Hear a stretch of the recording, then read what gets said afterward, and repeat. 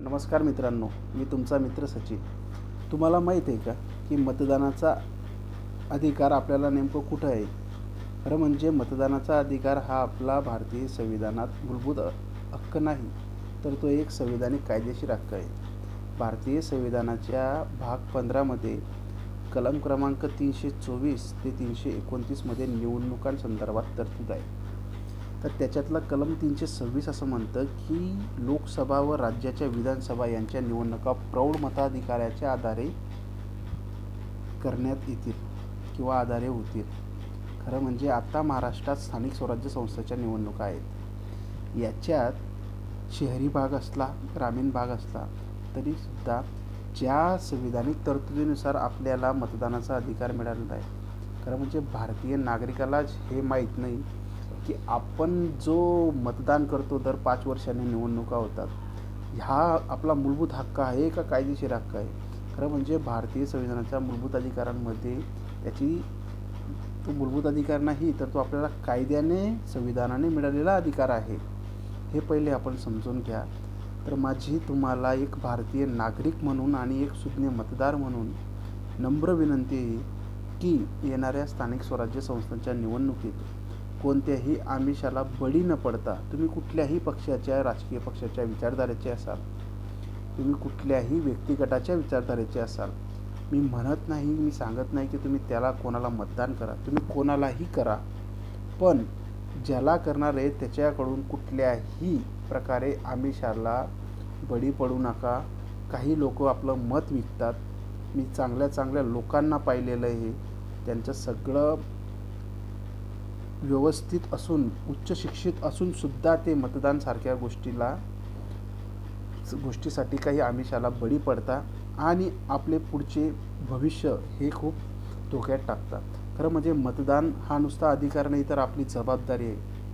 खरं म्हणजे आपण आपली धोरण ठरवणारी व्यक्ती त्या माध्यमातून निवडून देतो आणि आपल्या प्रत्येक सामाजिक गरजा किंवा आपण दैनंदिन जीवनात आपल्याला प्रत्येक समस्येला सामोरे जाण्यासाठी जे संकटं येतात त्यांच्यावर काम करणारा प्रतिनिधी आपण लोकप्रतिनिधी म्हणून निवडून देत असतो. तरी आपण आपला देश हा गुलामगिरीतला देश होता. त्याला स्वातंत्र्य करण्यासाठी खूप महात्म्यांनी, स्वातंत्र्य सैनिकांनी बलिदान दिलेलं आहे. त्यांचं जो बलिदान आहे याच्यातूनच आपल्याला मतदानाचा अधिकार मिळालेला आहे. त्याला असं विकू नका आणि ते वायासुद्धा घालवू नका. सुज्ञ मतदार म्हणून, जागरूक मतदार म्हणून त्या बलिदानाची आठवण न पडू देता एक भारतीय नागरिक म्हणून विचारपूर्वक मतदान करा आणि मतदान विकू नका. व मतदान विकल्याने तुमचे कुठले नुकसान होतील हे सुद्धा तुम्ही मागे, आता तुम्ही जर 18 वर्षाच्या वरच्या व्यक्तीला मतदानाचा अधिकार आहे म्हणजे त्याला ते कळतं की आपण काय चुका करत आहोत. मुळात मित्रांनो, हा देश खरं म्हणजे एक व्यक्ती एक मत या तत्त्वावर चालतो आणि हा संविधानाच्या तत्त्वावर चालणारा देश आहे. तुम्ही कुठल्याही राजकीय पक्षाच्या उमेदवाराच्या एक व्यक्तिकेंद्री विचार न करता आपण आत्मचिंतन करून की नागरिक म्हणून आपली नैतिक जबाबदारी, संविधानिक जबाबदारी काय आहे.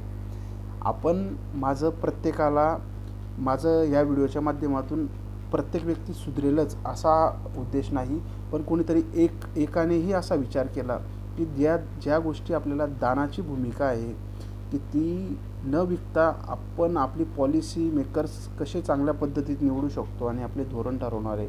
म्हणजे राजकारणात तुम्ही प्रत्यक्ष सहभागी मतदानाच्या माध्यमातूनच होता हे सुद्धा जाणून घ्या. मतदान हे असं शस्त्र आहे की आपलं आणि आपल्या प्रत्येक समस्याचं एकमेव उपाय किंवा एकमेव रामबाण उपाय म्हणजे तो मतदान आहे. आणि तोच जर तुम्ही हक्क विकत असाल तर माझ्यासारखा कोणी म्हणजे निर्बुद्धी माणूस आणि निर्बुद्धी व्यक्ती कोणी नसावा. म्हणून आपण संत साहित्य आणि विचार करणाऱ्या भूमीतली लोक आहोत.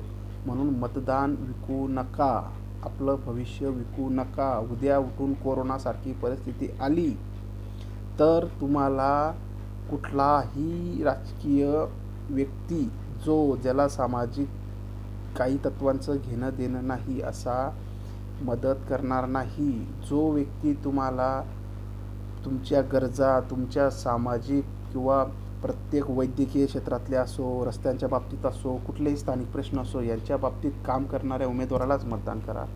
आणि तो संविधानिक अधिकार आहे हे समजून घ्या, की तो व्यक्ती तुमच्या दारी येतो, तुमच्या पाया पडतो. तो का येतो आहे, त्याला काय गोष्टीची जाणीव होते, त्याला काय अपेक्षित आहे. जे आत्ता तर अशी चर्चा चालू आहेत, की मी एवढे पैसे खर्च करीन, तेवढे पैसे खर्च करीन, मतदान विकत घेऊन घेईन. त्या लोकांना तोंडावर पाडा मित्रांनो. ते तुमची किंमत फक्त 500 आणि 2000 पुरती ठेवत आहेत. ते तुमच्यासाठी आणि आपल्या म्हणजे नागरिक म्हणून आपल्यासाठी ते घातक आहे. म्हणून मतदान विकू नका, आपलं भविष्य विकू नका. एक जबाबदार नागरिक म्हणून आपली भूमिका पार पडा. जय हिंद, जय महाराष्ट्र.